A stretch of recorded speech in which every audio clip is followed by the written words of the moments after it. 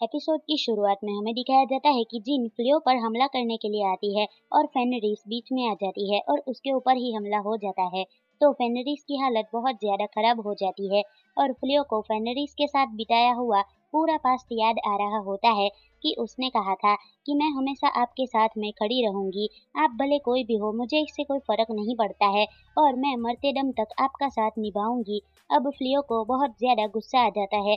वो कहता है कि मैं तुम्हें माफ नहीं करने वाला हूँ और यहाँ इसे नए नए स्किल्स भी मिल जाते हैं।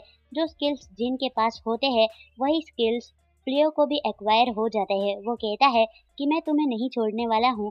फिर वो टाइम रिवर्स टेक्निक का इस्तेमाल करता है और रिस के शरीर पे जो भी चोट होती है वो धीरे धीरे गायब हो रही थी। लेकिन ये बात फ्लियो को नहीं पता होती है।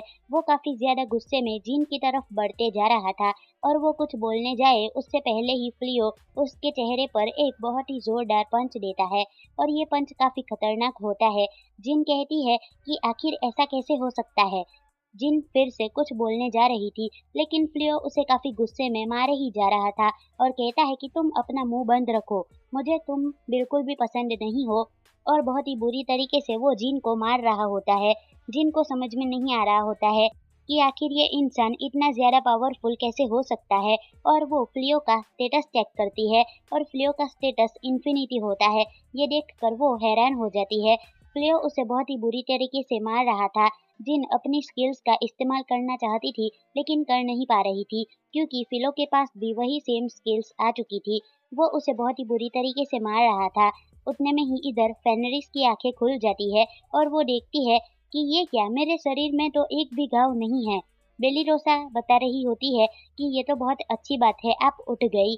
और जब रिस फ्लियो को देखती है तो फ्लियो जिन को मार रहा था तो उसे देखकर वो काफी खुश हो जाती है कि वाह, कितनी अच्छी बात है कि मेरे हस्बैंड मेरे लिए लड़ाई कर रहे हैं। लेकिन तब उसे याद आता है कि फ्लियो किसी को भी मारना नहीं चाहता था, किसी को नुकसान नहीं पहुंचाना चाहता था, इसलिए तो उसने रिस को भी शुरुआत में नहीं मारा था। फिर उसे लगता है कि कहीं ये मेरे लिए ही तो नहीं लड़ रहे। तब उसे बहुत ज्यादा बुरा लगता है और इधर फ्लियो अब उसे मारने ही वाला था। जिन कहती है कि प्लीज मुझे माफ कर दो, लेकिन वो कहता है कि नहीं, तुमने रिस को नुकसान पहुंचाया है तो मैं तुम्हें कभी भी माफ नहीं करूंगा। लेकिन तब तक रिस फ्लियो को पीछे से पकड़ कर कहती है कि नहीं, प्लीज आप उसे माफ कर दीजिए। मैं नहीं चाहती हूँ कि मेरी वजह से आपके पास जो काइंड है उसे खोए।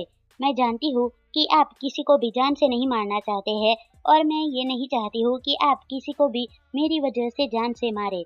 फ्लियो बोलता है रीस तुम ठीक हो। रीस कहती है कि प्लीज मैं नहीं चाहती हूँ कि मेरी वजह से आप किसी को मारे और रोने लगती है। तब फ्लियो उस जिन को छोड़ देता है और रीस को टच करके बोलता है कि ये कोई सपना तो नहीं। फिर वो उसे हक करता है और फेनरिस रोने लगती है। इधर प्रिंसेस टेलीपोर्ट होकर यहाँ आ चुकी थी और ये फ्लियो को ढूंढ रही थी एंड मैजिशियंस की हालत काफी खराब हो चुकी थी और अब इनका कॉलर गायब हो जाता है। किसी को समझ में नहीं आ रहा था कि आखिर ये कॉलर गायब क्यों हो गया। तब प्रिंसेस कहती है इसका मतलब ये है कि जिन हार चुकी है।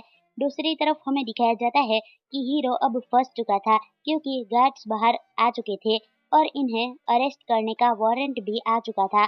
और ये लड़की डर रही होती है कि कहीं ये हमें मार तो नहीं देंगे ना। इधर हीरो कहता है कि वो जीन तो किसी काम की नहीं थी, उसने कहा था कि वो मेरी इच्छा पूरी करेगी। तब तक अंदर से आवाज आती है कि वो जीन तो किसी काम की नहीं थी और फिर वो उस लड़की के अंदर आ जाती है। वो एक जादूगरनी होती है। वो जादूगरनी कहती है कि बहुत सालों के बाद मैं कैद से आजाद हो चुकी हूँ। वो इस लड़की के कपड़े चेंज कर लेती है और वो एक मैजिशियन होती है और इसका नाम डायमलेस होता है और ये काफी इविल होती है और कहती है कि मैं तुम्हारी इच्छा को पूरी कर देती हूँ। गोल्डन हेयर हीरो हीरो को कुछ भी समझ में नहीं आ रहा था आखिर ये क्या हो रहा है। फिर वो अपनी पावर का इस्तेमाल करती है और ये अचानक से एक बीस्ट बन जाता है। फिर ये कहती है तुम्हें जो चाहिए वो मैं तुम्हें दूंगी। फिर वो हीरो यहाँ पर तबाही मचाना शुरू करता है। सारे गार्ड्स वहाँ से भागने लगते हैं।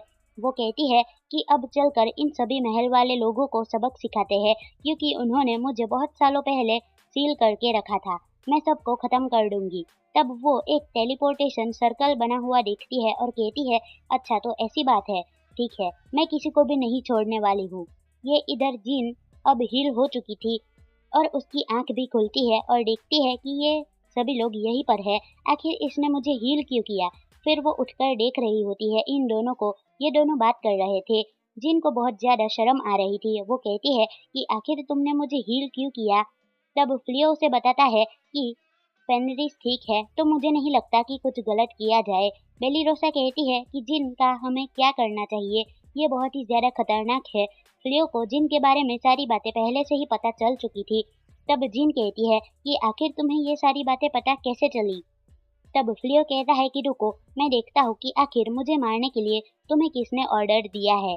और वो स्पेल कास्ट करता है और इससे सारी बातें पता चल जाती है कि हीरो ने ही जिन को फ्लियो को मारने का ऑर्डर दिया था। और उसे गुस्सा तो बहुत आ रहा था, लेकिन वो कहता है कि अगर मैं तुम्हें कैसल में वापस भेज दूंगा तो फिर से वही चीज होने वाली है, क्योंकि तुम लोगों की इच्छा पूरी करने के लिए बहुत सारे लोगों का सेक्रीफाइस लेती हो। तो ये चीज मुझे बिल्कुल भी ठीक नहीं लग रही है, तो आखिर मैं तुम्हारे साथ क्या करूं। तब फेनरिस आ जाती है और कहती है कि तुम मेरे हस्बैंड के सर्वेंट क्यों नहीं बन जाती। अब ये बात फ्लियो को अजीब लग रही थी कि एक जिन और उसकी सर्वेंट। तब रीस कहती है कि नहीं, एक सेकंड रुकिए, मैं इस मैटर को संभाल रही हूँ ना, शांत रहिए। और वैसे भी अगर कोई जिन हमारे साथ रहेगी तो बहुत ही ज्यादा फायदा होने वाला है।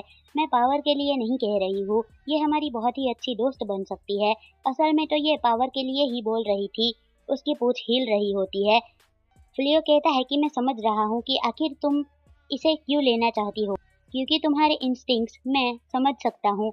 रिस कहती है हाँ, अगर कोई मजबूत साथी हमारी टीम में रहेगा तो ये ज्यादा अच्छी बात है। अब उसे काफी ज्यादा शर्म आ रही थी, मगर फ्लियो मान जाता है क्योंकि रिस भी मान चुकी थी, तो कोई दिक्कत वाली बात नहीं है। तो वो हाथ आगे बढ़ाता है और कहता है कि अगर रिस मान गई है तो मुझे कोई दिक्कत नहीं है। इधर जिन सोच रही होती है कि इंसान बहुत ही ज्यादा लालची क्रिएचर होते हैं, मतलब वो अपनी इच्छा को पाने के लिए कुछ भी कर सकते हैं। आज तक मुझे ऐसा लगता था, लेकिन अब उन्हें देखकर मुझे ऐसा बिल्कुल भी नहीं लग रहा है।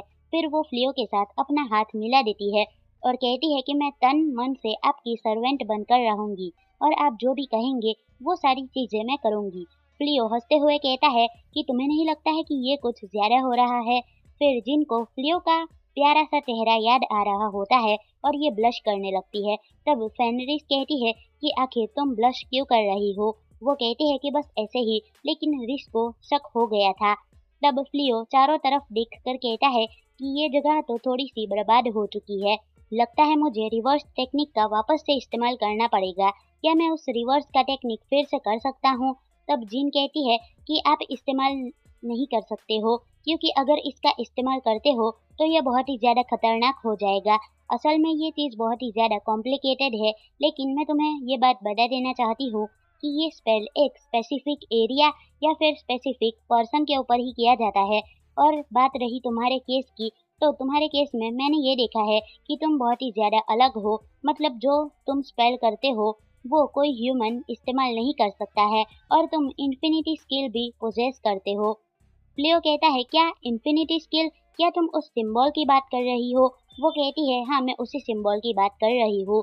मैं तुम्हें ये भी कहना चाहती हूँ कि अगर कोई भी अलग प्रजाति का प्राणी अगर तुम्हें अपने स्पेल से हिट कर देता है तो तुम उस स्पेल का इस्तेमाल कर सकते हो। मैंने तुम्हें हिट किया तो तुम मेरे सारे मैजिक स्पेल्स का इस्तेमाल कर सकते हो।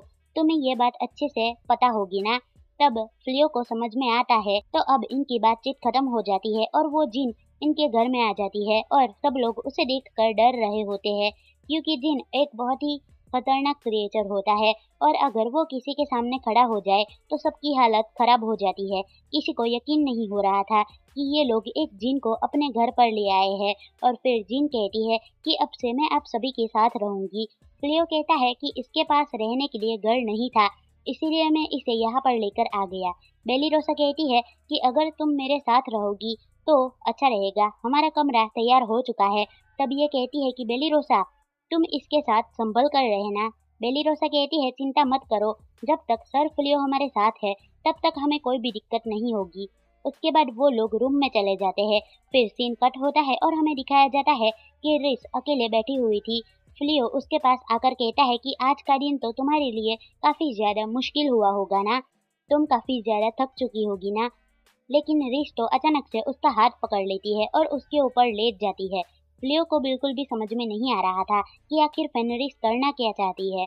रेस कहती है क्या आप अपनी दुनिया में वापस चले जाओगे। वो कहती है कि जिन ने आपसे कहा था कि अगर आप कोई भी मैजिक यूज कर सकते हो, इसका मतलब ये है कि आप अपनी दुनिया में वापस चले जाओगे। प्लीज अगर आप अपनी दुनिया में वापस जाओगे तो मुझे भी अपने साथ लेकर जाना। मैं यहाँ पर अकेले बिल्कुल भी नहीं रहना चाहती हूँ, मैं आपके साथ ही जाना चाहती हूँ। फ्लियो कहता है चिंता मत करो, मैं यहाँ से कहीं नहीं जाने वाला हूँ। उसे यकीन नहीं हो रहा था कि आखिर ये ऐसा क्यों बोल रहा है कि वापस नहीं जाऊंगा। फिर वो उसे हक कर कर कहता है कि वहाँ पर तुम्हारे जैसे डेमी ह्यूमंस के लिए कोई जगह नहीं है। वो लोग डेमी ह्यूमन से नफरत करते हैं, लेकिन यहाँ पर ऐसा कोई भी नहीं है। यहाँ पर सभी लोग बराबर है। और मैं आखिरी बार तुमसे पूछ रहा हूँ, क्या तुम मेरी वाइफ बनना चाहोगी? इस बार रियल टाइम में। इस वक्त तो हम लोग कपल बनने का नाटक कर रहे थे, लेकिन आज मैं बहुत डर गया था क्योंकि मुझे ऐसा लगा था कि मैं तुम्हें खो दूंगा। रिस कहती है कि मैं तो स्टार्टिंग से ही आपको अपना हस्बैंड मानती थी।